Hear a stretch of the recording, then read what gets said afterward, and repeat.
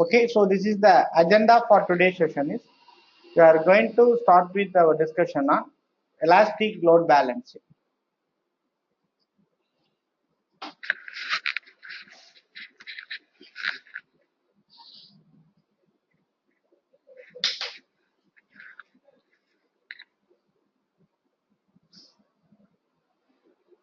First, we are going to start with ELB, elastic load balancing, followed with CloudWatch, the monitoring services.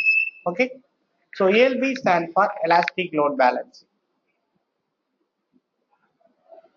One of the main features, CloudWatch is a monitoring service which is used to monitor the resource, which is a monitoring services, which is based upon certain matrices.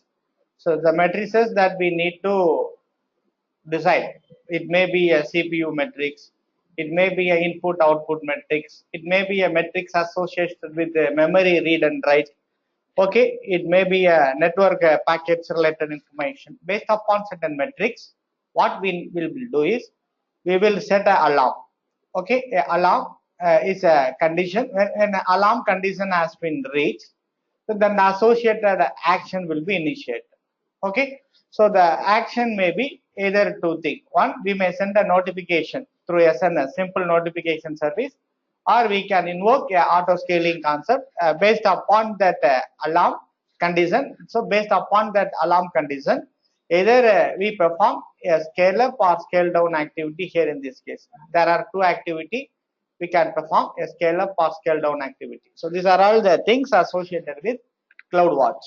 So what is alarm? What are all the associated matrices? What is scale up and scale down? Everything that we are going to discuss now. Okay. So first we are going to start with the discussion on this load balance. You people being in the IT, you are already aware of what is load balance. You have one server. Imagine a situation, you have one web server under which you have one microprocessor and 1 GB of RAM memory. With this resource, the web server can able to tackle the workload of 1000 requests per second. Let me imagine. If the number of requests increases to 1100, a web server can able to tackle to some extent. Okay, by little bit degradation in its performance, but it can able to tackle the request if it is plus or minus 10-20%. If it is 1100, if it is 1200, it can able to tackle the request. If the number of requests rises to 1500, 1600, in this sense, being the web server with these limited resources of one microprocessor and 1 GB, it couldn't able to withstand this much of increased workload, and as a result, it may result in a crash. What's the solution to avoid web server being get crashed?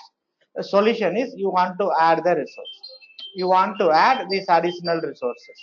Okay, the process of adding these additional resources has been termed as scale up, and the process of releasing the unwanted resources has been termed as scale.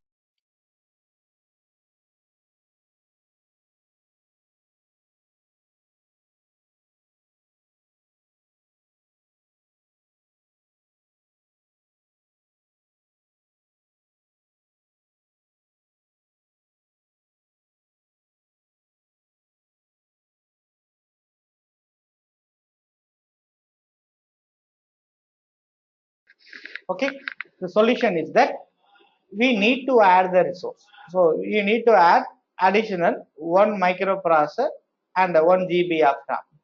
Now, if it accounts to 2 microprocessor and 2 GB of RAM, we can work up to 2000 requests. We can able to handle 2000 requests with this increased load.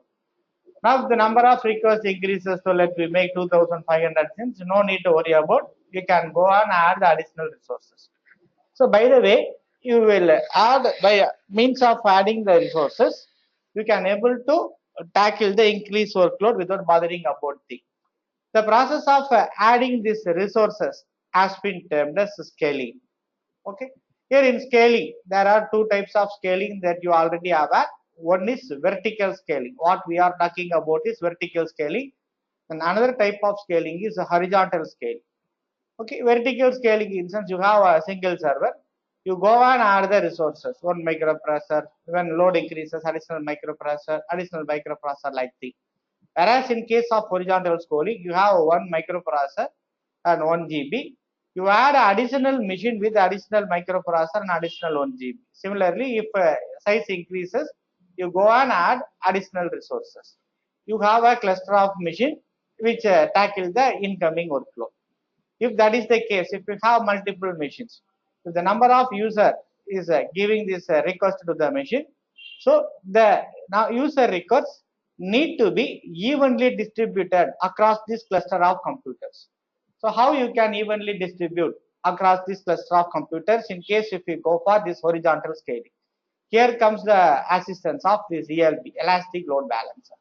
If you configure an elastic load balancer behind this cluster of machines, the elastic load balancer will receive the user request and it will direct the request to the appropriate server according to the current workload that is available on the servers across all the three servers. Okay, that is nothing but the elastic load balancer distributes the incoming application traffic across multiple EC2 instances in an evenly distributed manner. That's the key thing. Okay, the key thing, it is a evenly distributed manner. It will distribute the incoming workload across all the servers that we are working with.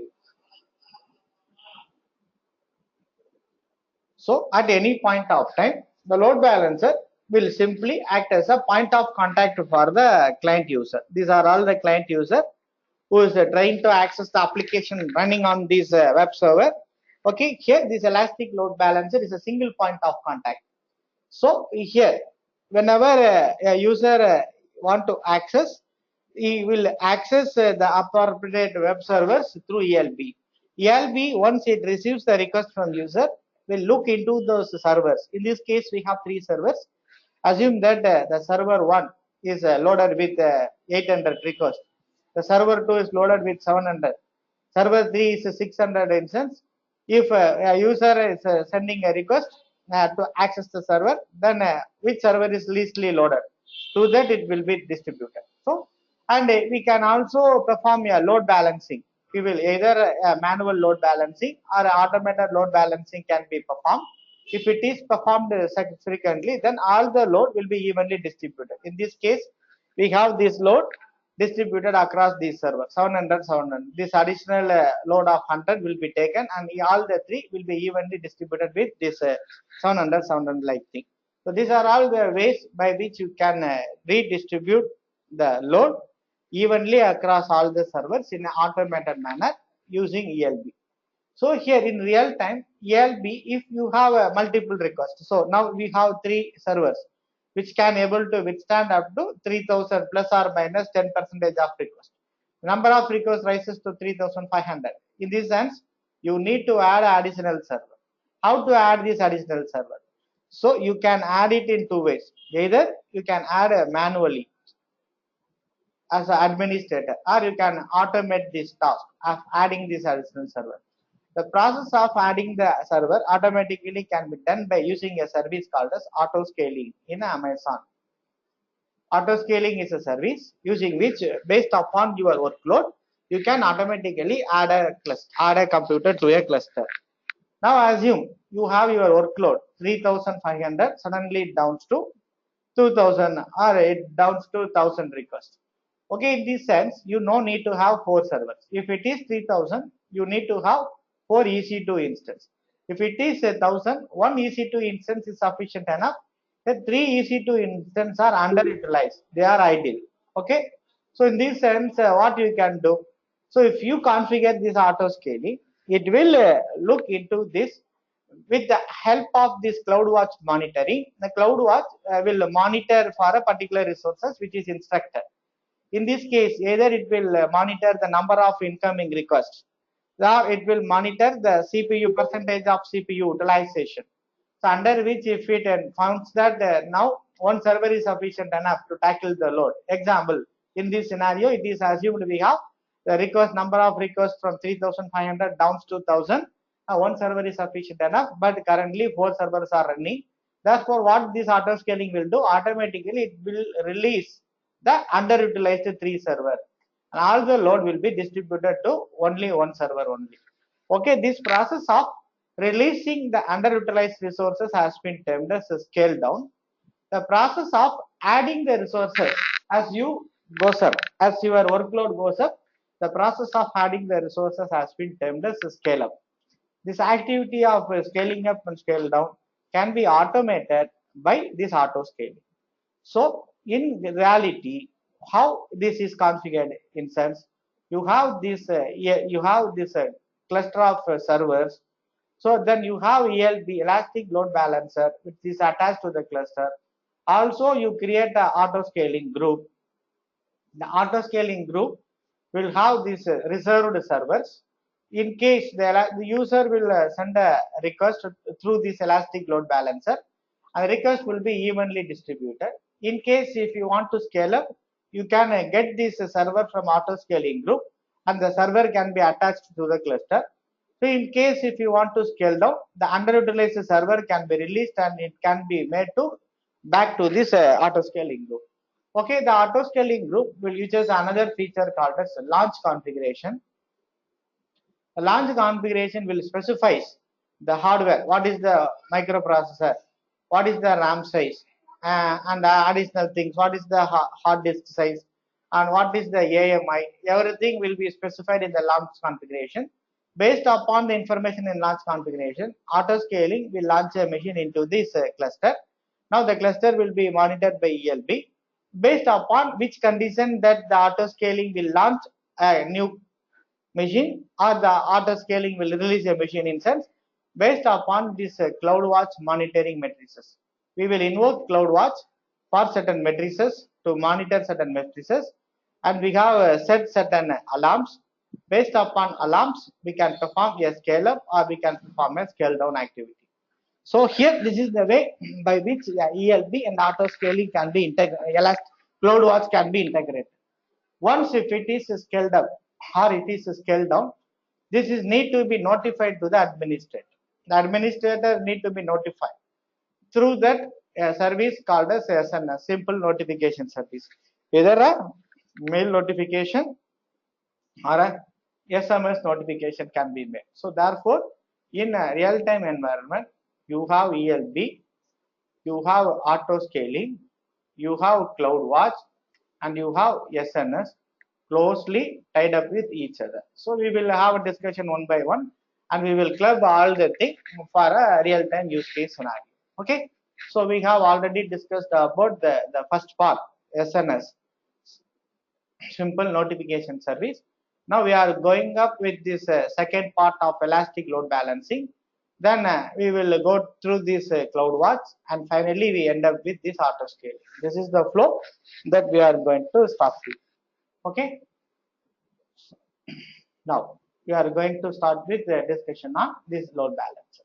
So the load balancer, what it will do? So it will maintain a cluster. The cluster contains the instance, various EC2 instance, under which our use case we are going to launch two web servers. We are going to launch two web servers. Then by using this ELB, the load will be the user request through ELB will be evenly distributed across these two web servers. Okay. So in this case, the load balancing is one important feature. And apart from that, this ELB, what it will do, it will continuously monitor the instance, whether the instance is a healthy instance or whether it is an unhealthy instance. If it finds that the instance is unhealthy, then what happens here is it will replace the unhealthy instance with a healthy instance. Okay, if you have a configured auto scale.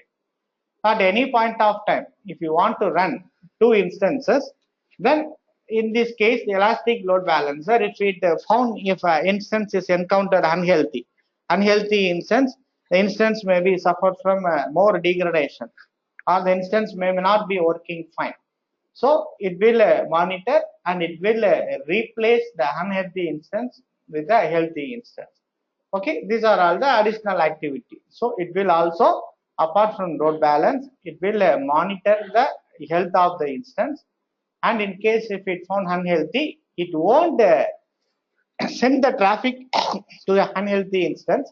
In this case, If we clubbed auto scaling with this ELB, automatically a healthy instance from the auto scaling group will be replaced the unhealthy instance by elastic load balancer in association with this auto scaling.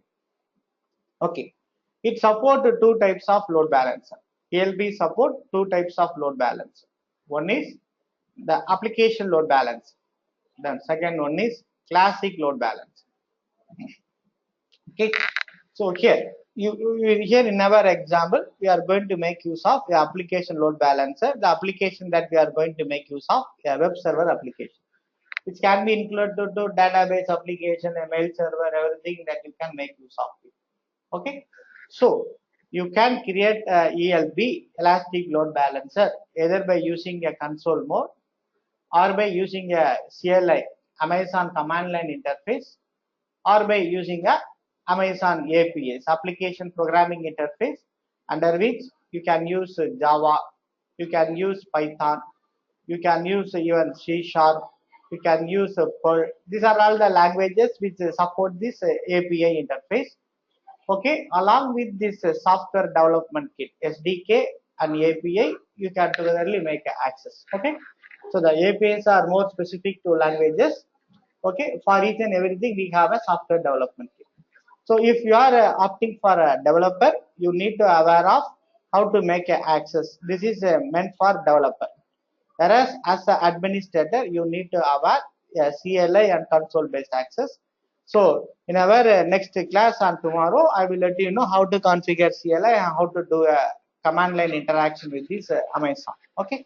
So now we are discussing with this console based access. So what are all the services under which we can associate ELB? We can associate ELB with the following services. We can associate with the auto scaling, as I already told. We can associate with the EC2. So we can associate with this container EC. Yes, now you have a container service. Okay, which is if you are aware of Dockers. So Docker is currently one of the most demanding stuff. Okay, which is a lightweight component, which is a enhancement to virtualization. So you may aware Sadiq and all the people being you are with virtualization. The Docker is an enhancement to virtualization. Dockers and container technology. This Docker and container is provided as a service by means of ECS. Okay, Elastic Container Services. You can associate ELB with the ECS also. Also, you can associate with this with auto scaling. You can also associate with the CloudWatch.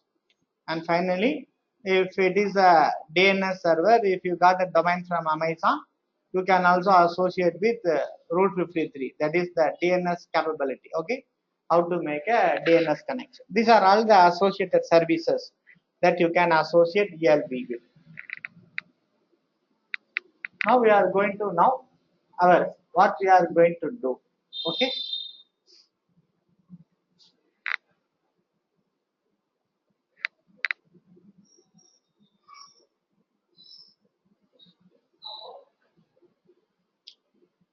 So as a concise, elastic load balancer accepts incoming request from the user. Accepts incoming request from the user and routes the request to the registered EC2 instance under which. Okay, so if you want the instances to be a part of ELB, what you need to do, you want to register the instance under the CLB.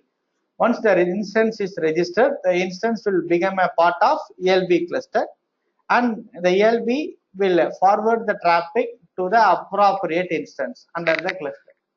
Also, it will do the second activity. What it will do, it will also monitor the health of the instance. Okay, it will monitor the health of the EC2 instance, and if it found that the instance is unhealthy, it won't send the traffic to the instance. Okay, so these are all the two major things. Then the elastic load balancer is configured to do so. So how it will receive the incoming request from the user? For that, we need to configure a listener. Okay, you want to configure, you want to come across with a concept called as listener. The listener is nothing but a process which is running. It checks for incoming request. Okay. So here we specify a protocol for listener. So for example, if it is a web server, the protocol is HTTP web server, and we specify a port. Being it's a web server, it is a well-known port. The port number is 80. Okay, this listener is configured with two things. One, a protocol, another for port. If you configure a ELB for a mail server, then the mail, it may be a simple mail transfer protocol or any other protocol, and the associated port need to be configured.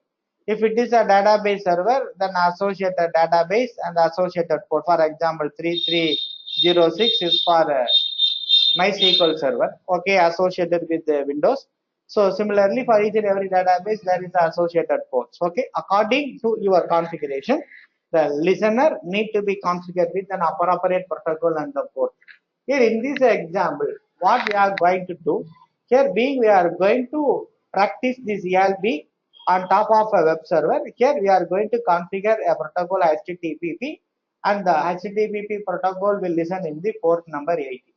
You people already aware of what is port and what is protocol. Okay. If not, kindly let me know. I will let you know. So in terms of port has been concerned, we have a hardware port and we have software port. The port that we are discussing here is software ports. Okay. So if you in your computer, if multiple processes are running, each and every process need a unique addressing. That address is a port address. Okay. So port address is of size 16-bit in size. We have divided three types of port. One is a well-known port, that is your server port currently talking about. Second one is a registered port, and the third one is ephemeral or dynamic port. Ephemeral or client port or dynamic port. But the port that we are talking currently is well-known port. So it is a server port. Otherwise, it is called as a server port.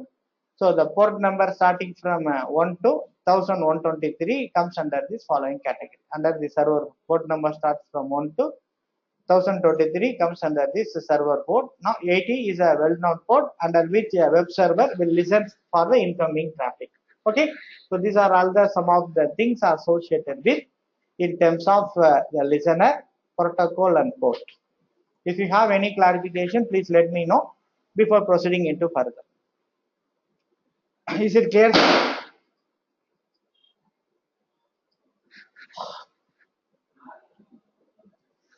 Sir Subramanian here. So for configuring, while configuring ELB, we can specify only one port and one protocol. We cannot define multiple ports or protocols. Yes, you can configure multiple ports. For example, it is a web server. You can configure both HTTP as well as HTTP security. That is possible. You can configure a listener to listen for multiple ports according to the scenario. So is there any limitation on how many ports to be configured? It depends upon the situation. Okay, if it is a web server, then you can't configure a database port to listen to this web server. Yes, in this case, how it will be configured in terms of elastic load balancer, you have internet-faced load balancer. One option, internet-faced load balancer. Second one is internal load balancer. We have two types of load balancer can be configured: internet-faced and the internal load balancer. For example, if under which case that you need to go for internet faced, this is an example. You have your web server. The web server need to be configured to receive the traffic from the internet. All the user will access this web server applications which is running on the web server through internet. Therefore, this need to be configured with the internet faced, under which being a web server, you will configure the listener to listen under the following two ports. If you want to have a configuration for database, so imagine you have two database server. So database server 1 and database server 2. Can you allow the user to directly access the database server? No. In this case, you need to configure this ELB as a private ELB, elastic load balancer as a private, that is internal load balancer. So, and you have this another web server on the front end, web server 1, web server 2, and you have to configure ELB, which is a public internet faced, which is a public elastic load balancer. all the user requests will first received by the ELB, and according to the traffic it will redirect it to the web server, and what are all the information that he enters will be forwarded to this ELB, which is private. From private it will move on to the database. This is the flow. So under this case, this ELB need to be configured with the listener, which listens for the traffic on a port for a associated database. If it is a Oracle database, it will listen in a particular port. If it is a MySQL, it will be listened in the appropriate port. According to the database, you want to configure the port. Whereas this ELB need to be configured with the listener, which listens for the HTTP port, an HTTP secured port. Both the thing will be configured. So according to this sort of use cases, you need to decide under which port or a set of port that you need to configure with the listener. Yes. Sir, so if in the case that you just explained, so if I have my application posted on the database server You and can't as have an your external, application posted on database server. How? In a real time, the database will be a separate server. The application will be at the front end. Database will be at the back end. You may have a web server. no, if I'm You may have an intermediate application server, and you may have a backend database server. You can't club a database with an application in real time. I mean, okay, if I have an application server and a backend database server, so the application server and the backend database server will be having an internal load balancer. So the web server will be having a public load balancer. Yes. So Yeah. I am being an external user. I am connecting to AWS, Yeah. and my request will first go through the public load balancer, and it will reach the if I'm trying to access the application, say Google is my application, I'm hitting Google on my browser, it will first hit the public load balancer. So I'm not specifying any port on my browser, I'm just typing google.com. So how will the load balancer come to know that I'm accessing that particular application? Is there any internal coding in the If this one? you want to configure a load balancer, definitely you should configure a listener. The listener need to be configured with the appropriate protocols. If not, implicitly it won't do anything. Okay. I couldn't get your question clearly. No, I'm just asking if there's an application server, and how will the load balancer come to know that I'm trying to access the application? Here, Only by the port that I'm specifying the it is an listener. application server. Your application server may be running in your EC2 instance, is it? Yes. Yes. That EC2 instance need to be attached with the ELB. Your application server may be running on some registered ports. As of I have now told, it may be a well-known port or it may be a registered port. That port need to be configured here under ELB. Anything which is running need to be specified here. Okay. Okay, sir. Fine. Okay. Else you let me know with the right example. I will show cash to you. Okay. Okay. Fine.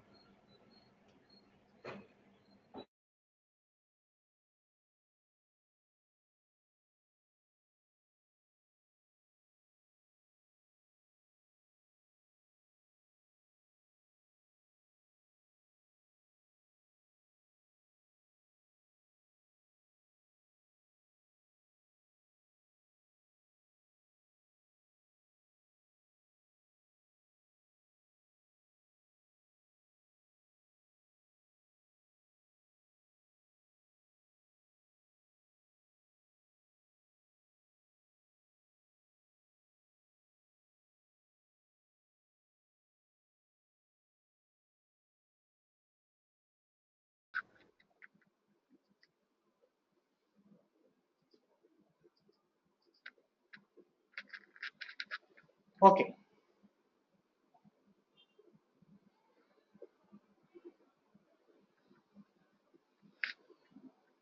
So what you need to do,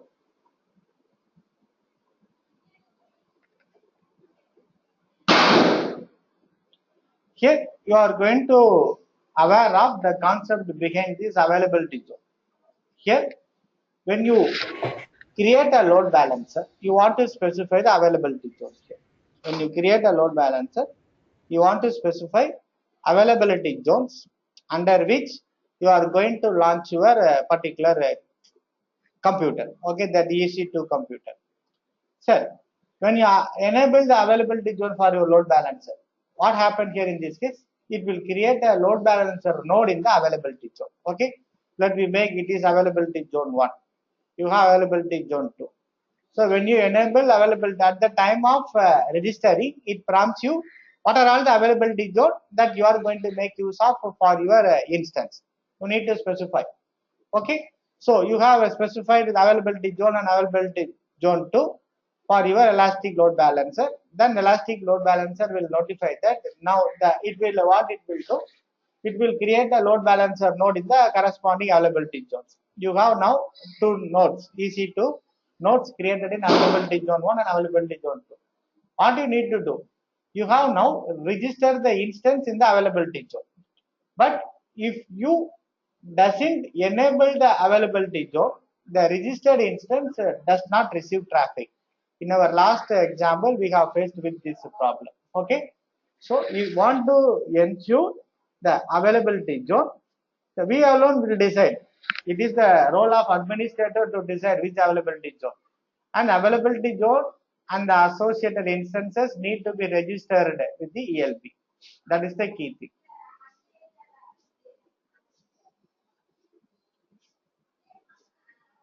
You want to first register the instance in the availability zone. Also, you need to enable the availability zone. You want to do two things. Register the instance in the availability zone.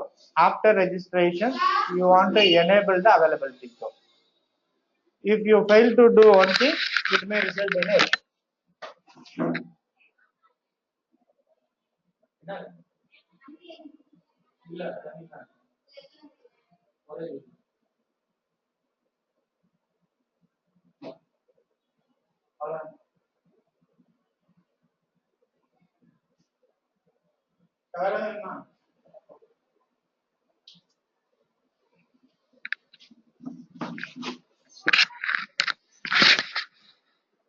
So here, one difference between this classic load balancer and an application load balancer.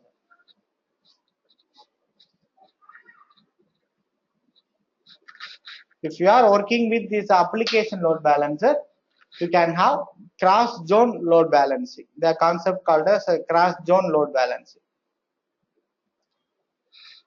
It is applicable only for the application load balancer. And by default, if it is a classic load balancer, you can't able to enable this cross-zone load balancing. Okay, cross-zone load balancing means all your registered instance need to be under the same availability zone, not across multiple availability zone in case of class T. If it is cross zone, you may have one instance on availability zone, another instance in another availability zone. That is cross zone load balancing. Okay, please make a note.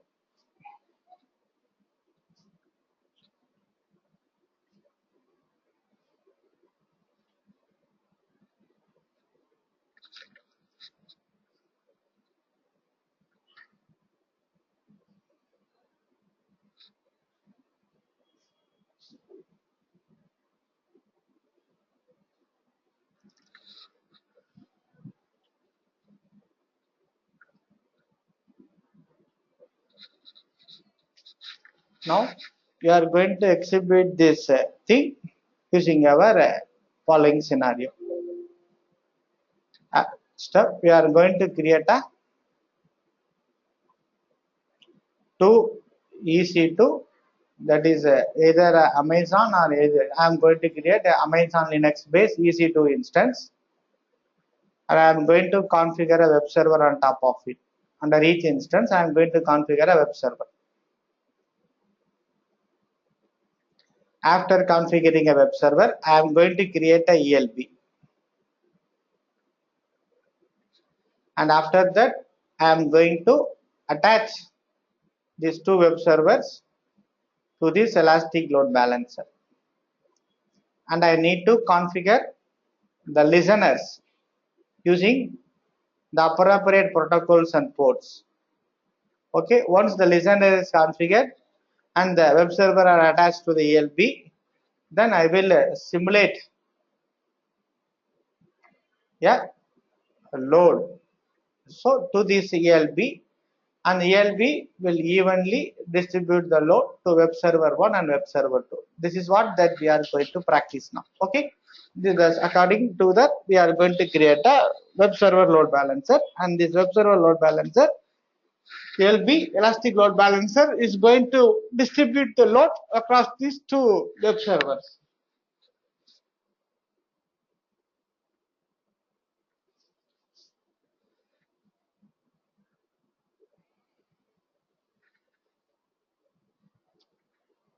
Okay, so let me now do the practice now. First, let me make a connection to Amazon, www.aws.amazon.com.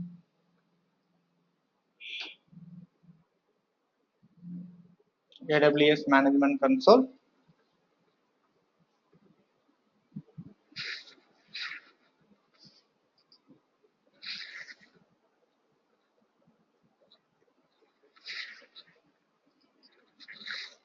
Let I make a login. Let I create a instance here. Launch instance. I'm going to launch Amazon Linux. Okay, configure. I'm going to launch two servers. So add storage, next tag, configure security group. So being it is a web server, I'm going to configure a HTTP on top of it. Okay, in my security group, that I configure HTTP. If necessary, I also make a configuration HTTP secure.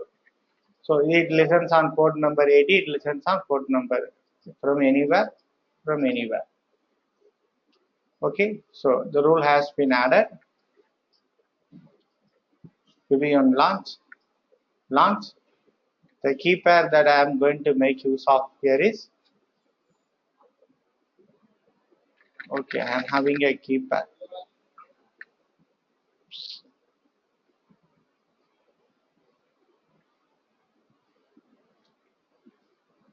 So I think so. So I can make a check which key pair currently that I am having here. No key pair. Mala 6, okay. So the key pair, launch instance. I have launched two computers here.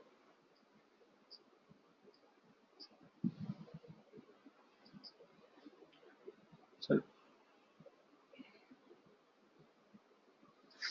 let I create a small index.html.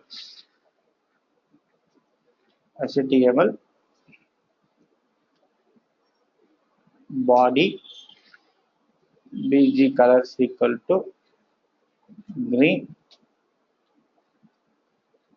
header 1, web server 1 slash header 1 slash body slash html. Okay, the same thing. Let me create index.html. Copy bg colors equal to another color, red, and we can make it as a web server 2. Okay, let me create a to index.html. Here I want to create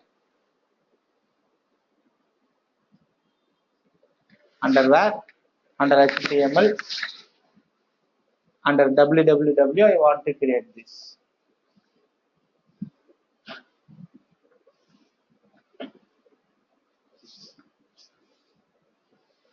Let me make it as web server 1,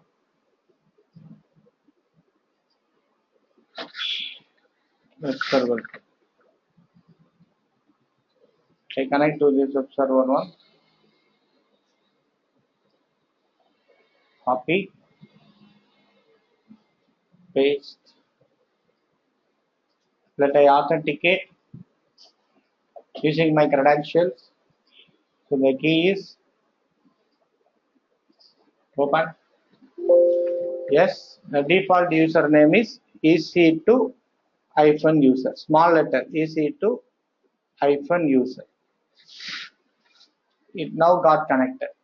Now I am going to make an update activity.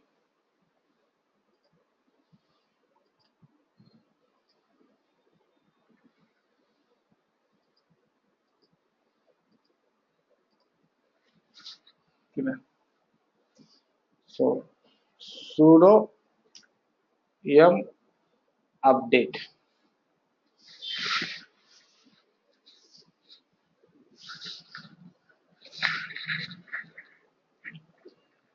Before going up with any installation in Linux, it is a best practice to go for update the repository using this command. Sudo yum update.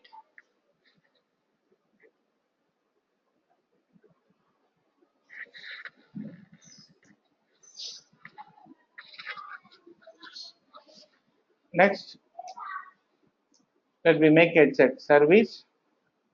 The service that we are going to observe HTTP status. So it is so unrecognized service. Let me add a service. Yum install HTTPD. Yes. To configure a web server, the command is yum install the service. HTTPD is the service. Now you can check the same service. Service status, it is stopped. Therefore, you want to start the service. Service name stop. Is the command to start the service. Now the machine is configured with the web server. That's all. Okay, if you find the status, now it is running. So now what you are going to do, you are going to create a index.html page. Okay, under the following thing, under where www.html. Move on to this root path, click on else. You can find a where. Under the following location, where cd where, you can find a www. Okay, so under where, under this www, you can find a HTML. Under this HTML, you are going to create a index.html. It will be by default empty. Let me create index.html. vi index.html. Okay. Yes. Now let me copy this as a web server one. This index.html only. The content that we want to display for this web server need to be paste, copy, move here, insert, right click, paste, escape, W. Now you have a web server configured. Okay. So now how to make a check for this web server? Move to that. Open this port, copy, open a new web browser, simply paste and type enter. Now you have web server 1 configured. Similarly, what you need to do, you want to configure a web server 2. Okay, so go to that, then connect with this web server 2, copy. Okay, so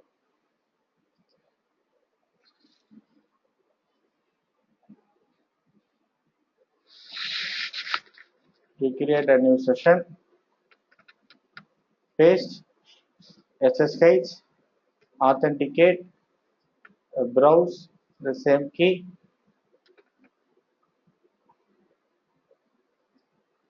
open.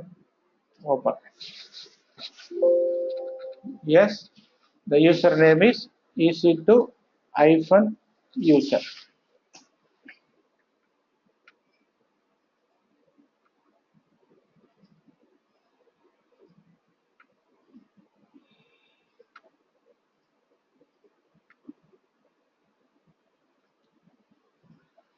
Okay, this is your second web server. So let me go for sudo yum update. Yes, sir. you are going to configure the second web server.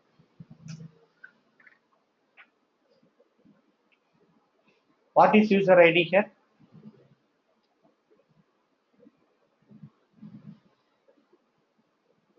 We no need to provide any EC21 or EC22. I am providing web server 1 and web server 2, that's all. Here WS1 and WS2, not EC21 and EC2. Where we are no need to have EC21 and EC2. Okay?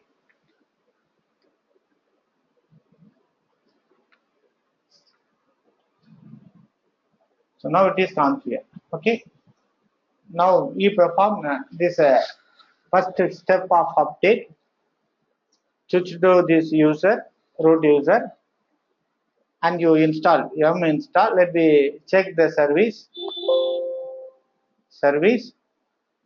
HTTPD status, service name status.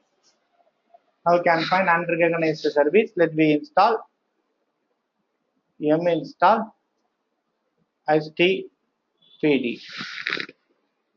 Yes.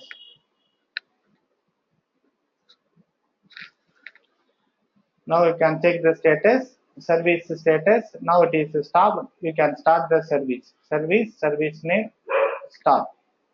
Now the service has been started. You can check the status. The service is running. Now you move to the location. CD where www. Okay, first you want to where. You can make a check here. Here you can find www. CD www. You can find HTML here. You can move to HTML. Now you create a VI index.html file. Index.html file. Now you insert the second content, that is web server 2. You configure this as a web server 2. Copy, simply right click, will paste it, escape, :wq. Okay. Now if you paste this URL, copy and paste the URL, you can find web server 2. Now you have web server 1 and web server 2. Two machines have been configured. Step 1 has over. Created to Amazon instance and configure this instance as a web server. Step 1 and step 2 has been over. Now we are going to start with creating of Elastic Load Balancer. Okay. If you have any doubt in this up to now, please let me know. We have created two web server. Okay. So web server 1 and web server 2. So now what we are going to do, we are going to configure a ELB and attach these two web servers into this ELB. Now let me go to this Elastic Load Balancer here. Click on this load balancer. Here you want to first create a load balancer, and step 2 you need to create a target group and you want to attach the instance to the target group. Let me first create a load balancer. Create load balancer. Step. There are two options. One is application and another one is Elastic. So this is the option which is a older one. Now we are going to make use of the application load balancer. Okay, create. Now you want to specify a name of the load balancer. Let me make it to Thiru, the name of the load balancer. It will prompt you for a scheme, whether it is a internet based or internal. That is whether it is a public facing or it is a private load balancer. Here, being we are going to configure a web browser, it is an internet facing load balancer. Then option next one, which IP address that you are going to configure. Whether you are going to make use of version 4 or version 4 and version 6, that is a dual stack. Okay, since we are going to make use of version 4 and version 4 only. Here is the listener that you need to configure. You can configure multiple listeners are here. So your question, whether you can configure more listener? Yes, you can configure multiple listener. In this case, go and add listener and you can configure multiple listener according to your requirement. These are all the two options.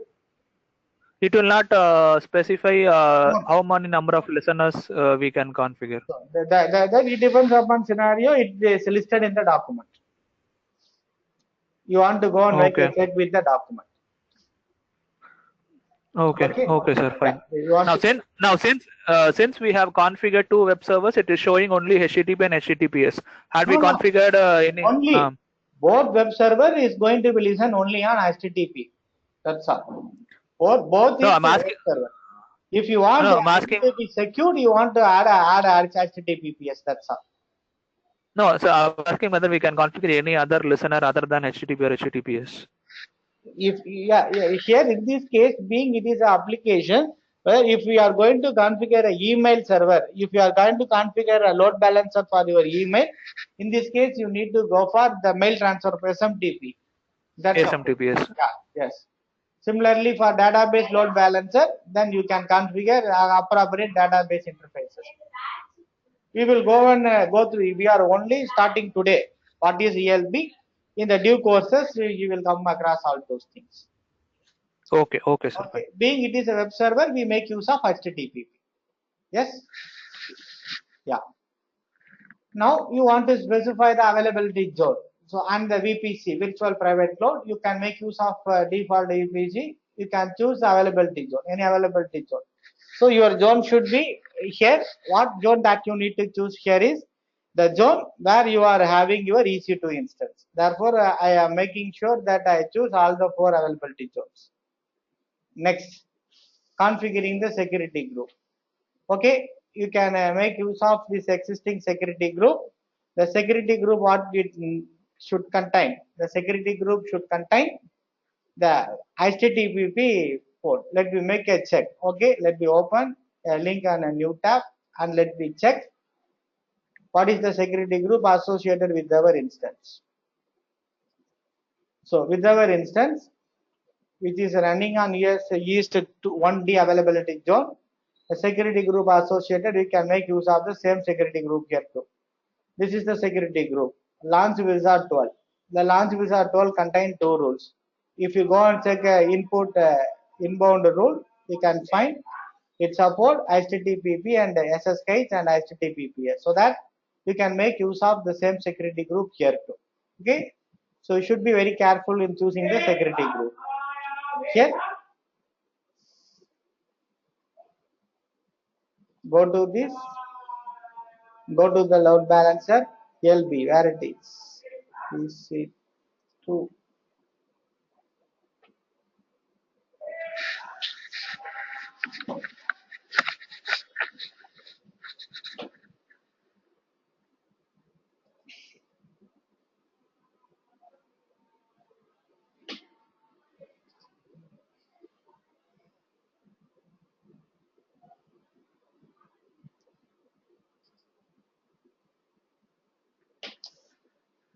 Okay. So we have just an application load balancer. Continue. We are assigning a name. Okay, let I assign Tirumala. Internet facing.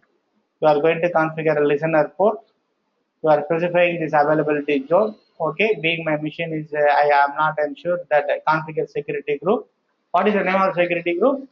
Simply I forget that. Security group 16. Select the existing security group. So what is the name of the group, sir?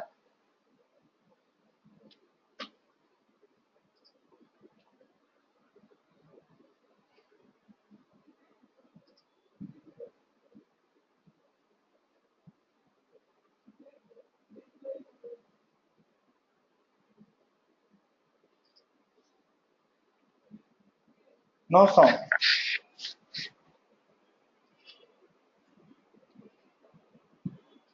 Hello? Hello?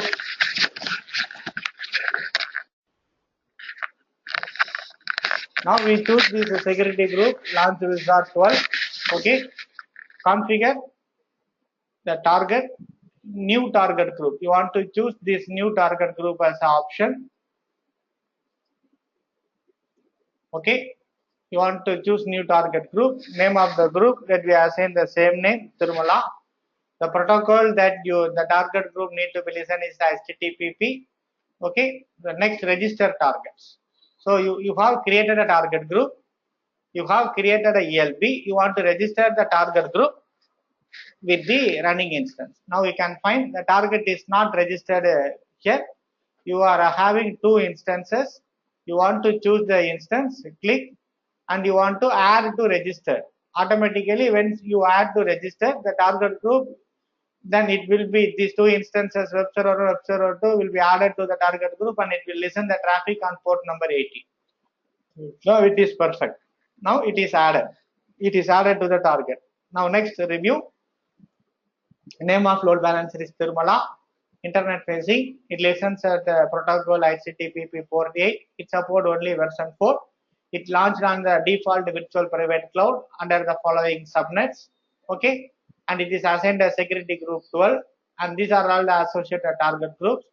And here the healthy threshold and unhealthy threshold, that means for each and every interval of 30 seconds, ELB will send a signal, will check for whether the instance is healthy or not.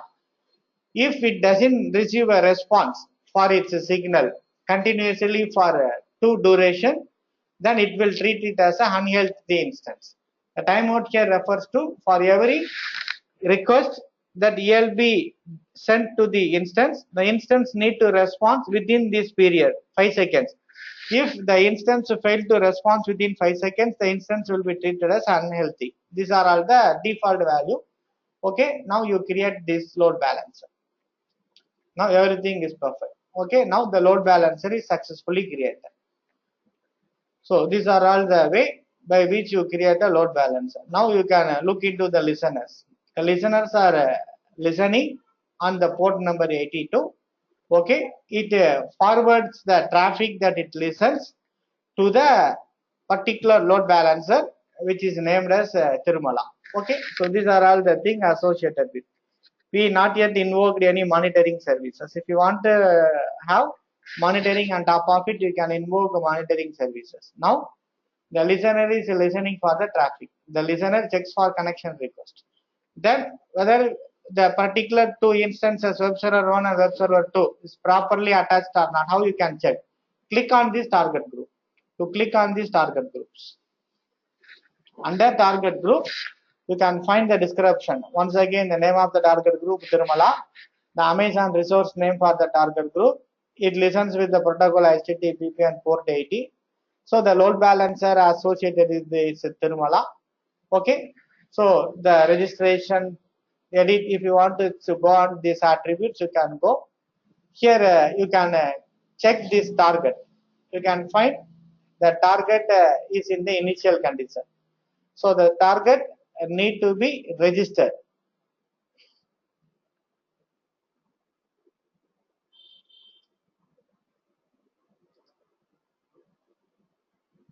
Hello? Am I audible to all? Sadiq? Now it's fine, sir. Okay, Subramanian sir, I think the problem is with you, with your mic. It is okay. Okay, you please check your mic. Now the target is in initial state. Okay, so the target is currently registering. So if you make a click, the target need to be in the healthy state.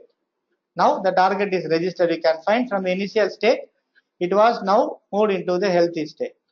Now you can find under this US East 1D, you have two target count. Both the target is in healthy state. If any one of the machine is down, then the state will become unhealthy. I will show to you. These are all the health check parameters. And if you want to make a monitoring, these are all the monitoring. How many healthy hosts, how many unhealthy hosts, everything will be monitored. If you configure a CloudWatch, this alarm will be set. I will let you know how you can set this CloudWatch. Okay, these are all the matrices for a healthy and unhealthy host, which you monitor for the last hour. Last basic monitoring period is last hour. Okay, so now let me check here. Go to this load balancer. Go to the description. Okay, this is the DNS name that you want to make a copy. Click open, copy this DNS name for load balancer and copy. Okay, here you can find web server 1, you can find web server 2. Open a new browser, paste. Now enter. now the load need to be distributed to web server 1. Okay. Now you press on continuously, you inject load. Now I am injecting a load, artificial load, by simply pressing F5. Now you can find the load back, switched back and forth to web server 1, web server 2. First request to 2, next request to 1, 1, 2, 1, 2, 1, 2. This is the way by which the load balancer will evenly distribute the request across these two web servers. This is your web server 1. This tag is web server 2. This tag is your ELB. ELB will listen the load. The elastic load balancer listens the load, and what happened? The first request I am simulating by simply pressing F5 here in this case. Okay, you have web server 1 and the second web server 2. Then you have configured this ELB in front of it. Then I am simply simulating by pressing F5. A first request will be sent to web server 1, and if I press F5 again, then second request will be sent to F5, web server 2, and the third request will be sent to web server 3, fourth request 2, and so on, so on. Okay, that is what that it is showing here. Okay, F5 will revert the traffic back and forth. Okay, now we can find 1, 2, 1, 2, 1, 2. This is the concept behind this web server. Okay. Now let me check what happens if I down one machine. Let a action go to, now you can make a check with this web server in the load balancer. You have these two servers configured. You can find listener listening to both. Okay. So this is the monitoring request, number of requests. We can find how many requests that is arrived. I have so far submitted around 10-15 requests. That's one number of requests during this period. Okay, so this is the count, active connection, new connection count, everything, number of bytes processed. These are all some of the monitoring parameters. Now click on this target group. You go to target. You can find both the target is healthy. Okay, web server 1, web server 2 found to be healthy. Now let I make it unhealthy. How to make it unhealthy? Go to the instance and down one machine. Action, instance state, stop the machine. Yes, stop. Now the status of this web server 1 now become unhealthy.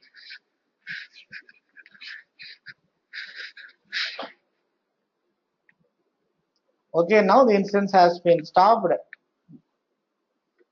Now go to the load balancer.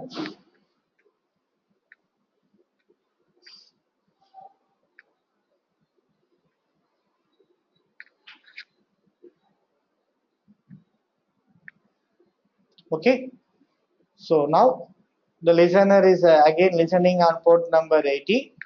Now you can find, if we go to target group, now you can find one target is in healthy state, that is web server 2. Another target which is in unhealthy state, that is web server 1. Since we down web server 1, if you refresh, okay, you can find this target count will be updated after 300 seconds. It will be updated. Now if you once again go and press F5, now always the traffic will be forwarded only to the healthy instance. Since web server 2 alone is present here, you can find it is not changing to web server 1. Why so? Because web server 1 is down. So elastic load balancer, when it found that if an instance is unhealthy, it won't redirect the traffic to the instance. This is the way by which you can make it ELB to function accordingly. Okay, now let me go and start the service and let me check what happens now. The instance, let me start the instance. Action, instance state, start. Now instance got started. Once it is started, and it need to be registered. Am I making sense with what we are currently doing with this web server? using ELB. Yes. For instance, in its running state.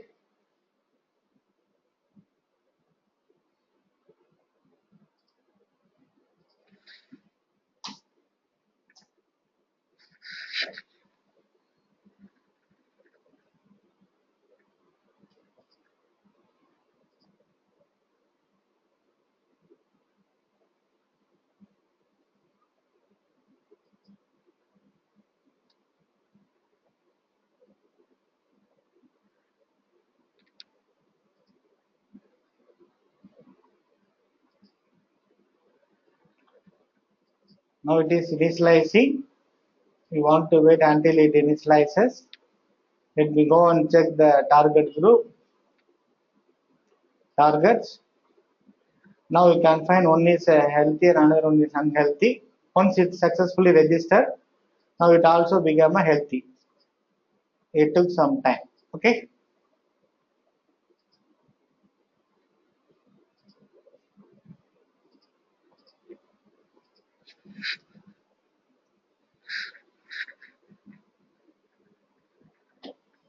It is slowly moving on.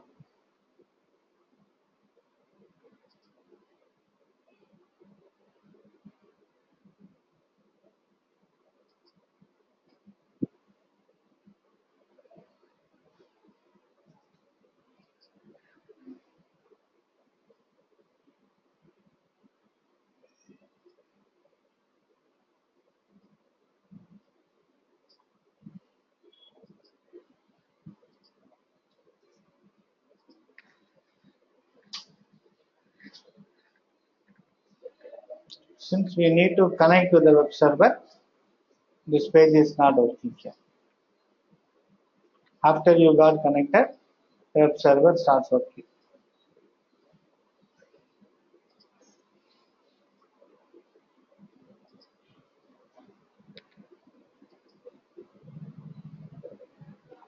Let me connect. Okay. So open a new session. Paste.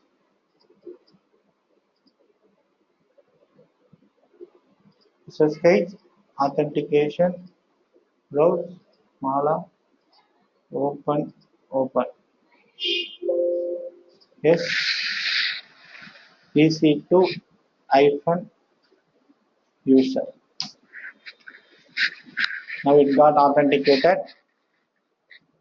Service name. You want to check the service whether it is running or not. By default, it will be off. Okay. Service HTTP status. Since this status check can be done using a root user, I need to give sudo. Okay. So that is the reason why it is throwing error. Simply now after moving on to this root user service name HTTPD status. You can find the service has been stopped.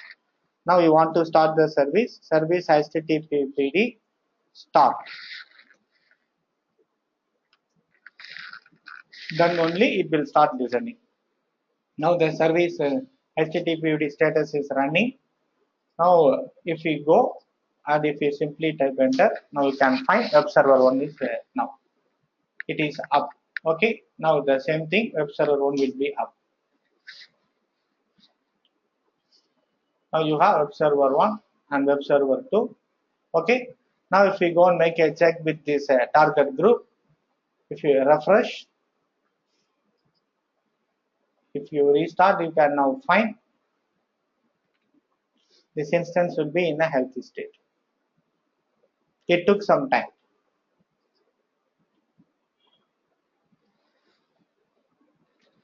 This is the way by which you can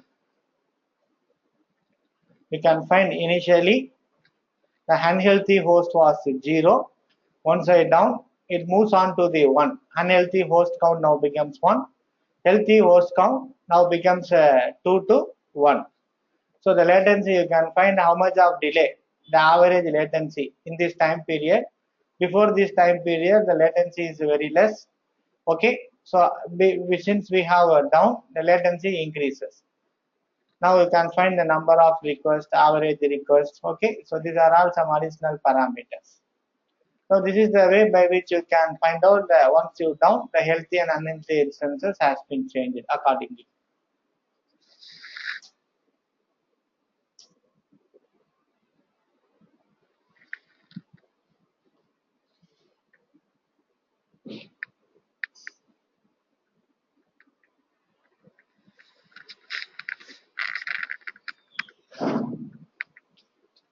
This is the way of configuring your ELB. Yes.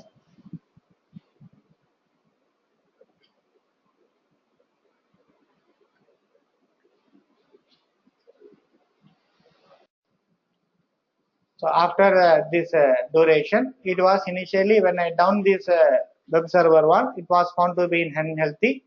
Now it was found to be in healthy state. Okay.